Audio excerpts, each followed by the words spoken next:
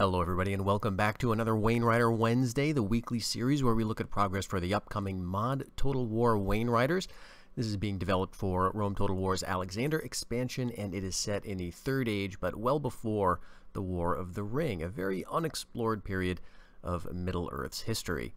Now in this video I want to look at a few buildings, a very few buildings, that are going to play an interesting role in the campaign. If you're like me, you may have played mods or even vanilla versions of Total War games in which you wish there were maybe a few more options for conquering or taking over settlements. In particular, I'm thinking of situations where maybe you even avoid taking a settlement because it doesn't seem lore-friendly for your elves to conquer every orc hold in the mountains, for example. Or more practically, maybe you've just found yourself in a situation where you don't necessarily want to hold a particular settlement, but you feel compelled to take it for strategic reasons. You don't necessarily plan to develop it, but you just need to grab it, set up some kind of government, and then move on. So the buildings we're going to discuss today are designed to allow you to accommodate both of those approaches. These buildings are part of what we're calling just broadly and internally a provincial governance system, or a provincial government series of buildings. These can be categorized into two broad chunks of buildings, if you will. The first one is much smaller. This is the Provincial Oversight buildings, and the other chunk, the other subset, is much larger. These are the Provincial Governance buildings. Today, we're going to focus on those Provincial Oversight buildings. That's largely because the governance buildings, there's a lot more to discuss. I still need to write the descriptions on those, and so this will be a slightly shorter video looking at the shorter half of things. Now, when you conquer a new settlement in Wainriders, you will have a few options depending on what your faction is and what is the local population of the province that you have just conquered. What is that local population's relationship to your faction? If they are essentially your people, if this is somewhat of a homeland, a province or population for you, then you will get the appropriate options in the provincial governance line of buildings. Those will be the only options you will have, and those will allow you to build the full or appropriate suite of buildings and developments and training and all the rest of it. Again, we'll get to that in a follow-up video. But in some cases, you'll find yourself conquering territory that doesn't really have anything to do with your faction. In fact, may be diametrically opposed to your faction, as in the example I talked about with, say, an elven faction or a dwarven faction conquering an orc hold, or vice versa. In those cases, it would be a little lore-breaking or immersion-breaking for you to imagine that your conquering elves could just set up shop in some orc hold and start training units. And so let's get into the game and take a look at some of these provincial oversight options that will allow you to simulate kind of what I'm talking about here. So we're starting off with our High Elven campaign just outside Imladris here, and we're ready to find a likely orc hold in the vicinity, and I think I know where one can be found. Yes, right across the way here, Gazgood, right across the Misty Mountains. So let's put this under siege and capture it and see what options we get. And with the settlement now under our control, we can take a look at what buildings are already present here. As we have seen in previous videos, we're always going to have this settlement building or something similar that indicates what type of place this is. In this case, this is a settlement rather than a fort or a minor settlement. This also is our population building. It tells us that we're dealing with mountain orcs here, and so that's going to be a strong hint that we're going to have to do something different in terms of governance. We've also got some basic information about the fertility levels, the road levels, and the wall. I believe this is what this is. These are the mountain caverns, right?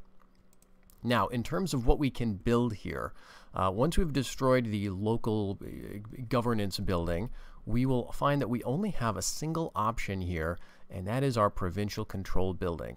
So provincial control is the precursor building for the options we have when it comes to provincial oversight. Again, this is not going to allow us to build a proper, full-fledged suite of buildings or training or anything like that.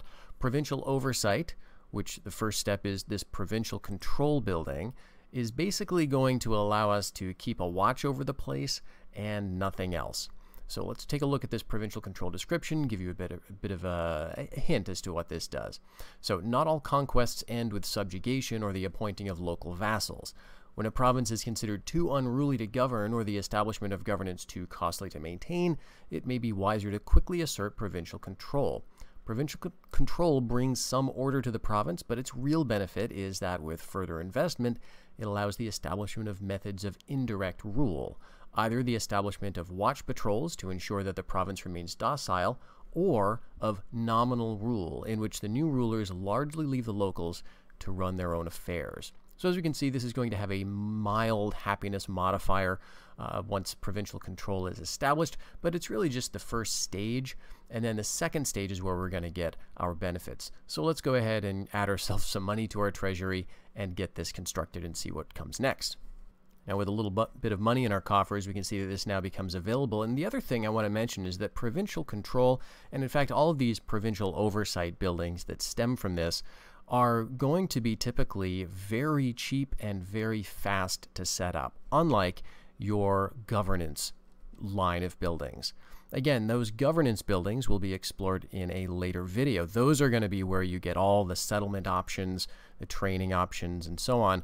This chain of buildings is going to be A, fairly limited in number, but B, something you can just set up quickly in a place you've just conquered, just so that you can get the place under your thumb and then move on with your life. So provincial control here, in this case, is currently set to only take a single season and only cost 100 million. So let's add that up. And with our provincial control finished, we can now look at the only option we have available. Now, the provincial control description mentioned that there were two options that may result after this is built, one of which is watch patrols, the other was nominal rule. Now, these two options are essentially mutually exclusive. So you're never going to have a situation where you have established provincial control and then choose between watch or nominal rule. It's going to be dependent on what faction you're playing and what faction you're conquering in terms of which of these options is available. In this case, because we are playing the High Elves and we've taken an Orcish settlement, we've got watch here. So let's see what this tells us and what it's going to allow. We can already see we've got a more hefty happiness modifier associated with establishing watch. And this one also allows provincial patrols to be carried out. So let's see the description. Some locations are so desolate or inhospitable that conquest means little more than setting up a watch to prevent foes from creeping back in and growing into a threat once more. Establishing such a watch means the new rulers provide patrols to guard against encroachments from without and insidious trouble growing within. These patrols bring order, but the province will never become fully integrated into the realm. So that last line just means that, again, this is a place that you can set up and establish some order, some sort of iron-fisted order, if you will, but it's not going to be a settlement that you can use beyond collecting what, relatively modest amount of taxable income is going to accrue to it. So let's get this one built and see what that looks like. And again, we can see that this is a fairly cheap, fairly fast building to establish, currently set to 2 seasons and 1,000 million. And now that we've got the watch established in Gazgood and we've got the local governance box unticked, we can see that we have a new option here. This is patrols. This is going to use, I believe this is the games mechanic from Vanilla Rome Total War, essentially. And you'll notice that we can increase this. We start off at sort of a default patrol option. We can change this up to more intense regular patrols.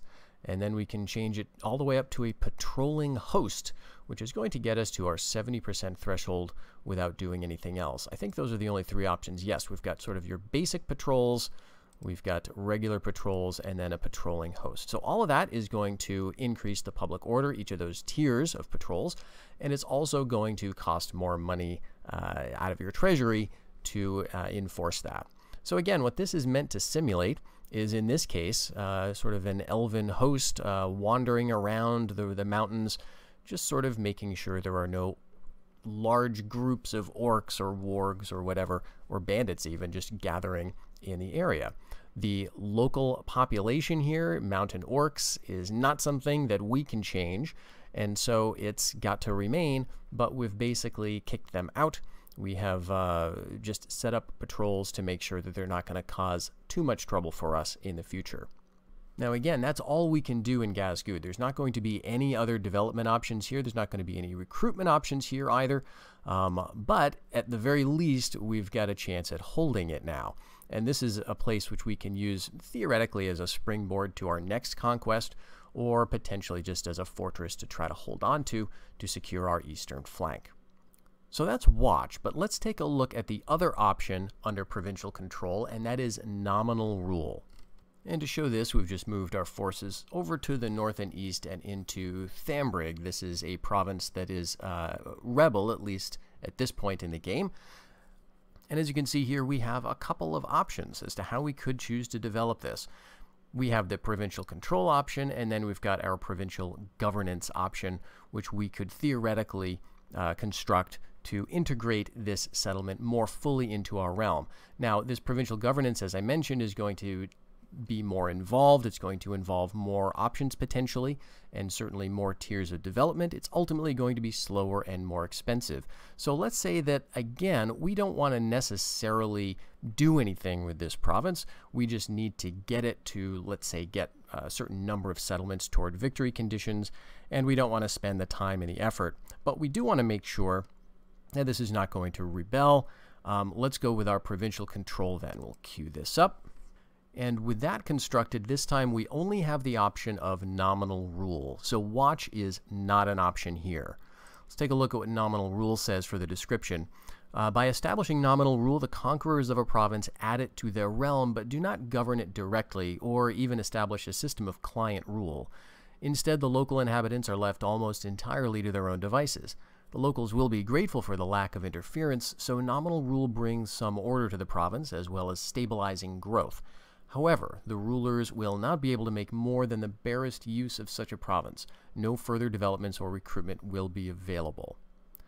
So nominal rule is going to be, in some cases, more useful to you, again, if you don't want to make long-term use of a settlement, or in some cases, if you do want to, much later down the road, develop a settlement, but maybe you don't have the funds or the resources to hold it down right now. You just need to keep up your war effort. So you can just temporarily establish a nominal rule. That'll increase the happiness somewhat. It's also going to, as it says here, stabilize growth. And that is a very nice benefit because it's going to increase your tax base, of course, so income will be helped a little bit. And if you would like to further develop this by going down the governance path, you can do that later and start from a position of, a population that's not basically drained to the lowest level. So let's queue this up and see what that looks like. And keep an eye on this population growth as well. So currently, before we've actually built it, we're looking at minus 3.5 population growth. And with that constructed, we can see that we are sitting at a positive 1.5% population growth. So people are a little bit happier with us, although as you can see, we're still at a 40% public order. That's not very good. Now, a lot of this is not set up for the campaign just yet. So things like the initial happiness levels, public order across the map, that's all sort of placeholder stuff currently. So that's something to keep in mind. The other thing is if you're invading with a conquering army, you're likely to have a larger force. I've currently just got 2 units in here, no governor. So those types of things are all going to play into it. But the idea behind nominal rule is that it provides you with sort of a stopgap solution. It's not something that you can choose instead of watch, because again, watch is only intended for those places that are incredibly hostile, either because the population is completely against you or because it's just an inhospitable stretch of terrain, let's say. Nominal rule is the place that has, a bit more options, a bit more flexibility, and you might choose to go with that route if perhaps you think you can't maybe hold a province too long without it. You don't want to invest the money going down governance route on a province that you're likely to lose very soon, or you just don't have the resources. But let's say in a few more turns, we've won the war, we've got a fuller treasury, we feel like we have the resources now to throw at investing at this settlement. We could then destroy our nominal rule building and get back to the options again, where we could decide again, between provincial control or the governance route. And if we go the governance route, then we will have the options to more fully develop the province in potentially a few different ways. Now, we are going to hold off on this governance tree for another video coming very soon, but for now I wanted just to show you and give you a sense of how that provincial oversight system works. In some cases, that will be the only option that you have. For example, in the Orkhold that we conquered, the only thing we could have done was build watch there. But in another province, a middlemanish province in this case, we have the option of going with either a nominal rule, just sort of a quick oversight building we can throw down, or potentially investing more time and resources into developing it into potentially a few different ways. So I hope you enjoyed this quick look at the provincial oversight system. Again, this is really something that goes alongside the provincial governance system, and we'll get into some more detail with that later. But since this oversight stuff is a bit of a departure, at least it works certainly differently than things worked in, say, 4th Age Total War, I thought it might merit its own short video anyway. So stay tuned for the channel for more updates on Wainriders and other things, and until the next video, everybody, take care.